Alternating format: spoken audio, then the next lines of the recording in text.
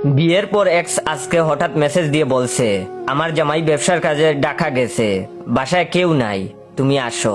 আমি তখন বললাম তোমার জামাই যদি ফিরে আসে? তখন সে বলল আরে আসবে না, আর আসলে তুমি একটা নেকড়া দিয়ে দরজা জানালা মুছতে থাকবা, আর আমি ওকে বলবো তুমি ক্লিনিং কোম্পানি থেকে এসেছো বাসা পরিষ্কার করতে। আমি তখন বললাম ঠিক আছে, আসতেছি বলে চলে গেলাম। যাওয়ার 5 মিনিটের মধ্যেই ওর জামাই এসে হাজির।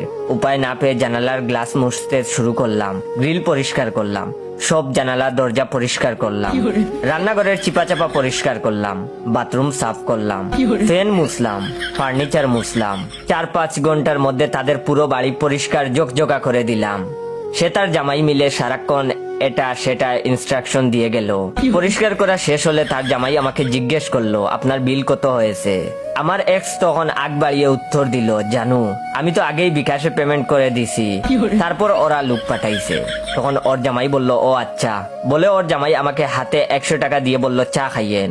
সাথে সাথে আমি ঘর থেকে বের হয়ে আসলাম। বের হতে না হতেই তাদের হাততালির শব্দ শুনতে পারলাম। বুঝতে আর বাকি রইল না, সব তাদের প্ল্যান করা ছিল। সিলেট শহরে কাজের লোক পাওয়া আজকাল এতটা কঠিন যে তারা বুদ্ধি খাটিয়ে আমাকে দিয়েই কাজ করাইলো। তারপরে আমি রিক্সা নিয়ে বাড়ির সামনে নেমে 100 টাকার নোটটা দিতেই রিক্সাওয়ালা মামা বলে উঠলো এটা কি দিছেন? এটা তো নহল টেয়া। হাতে নিয়ে দেখি সত্যি নকল, আর বাংলাদেশ ব্যাংকের জায়গায় লেখা চিলড্রেন ব্যাংক অফ বাংলাদেশ। সব শেষে আমি বুঝলাম নাগিনটা মরার আগেও শুধরাবে না।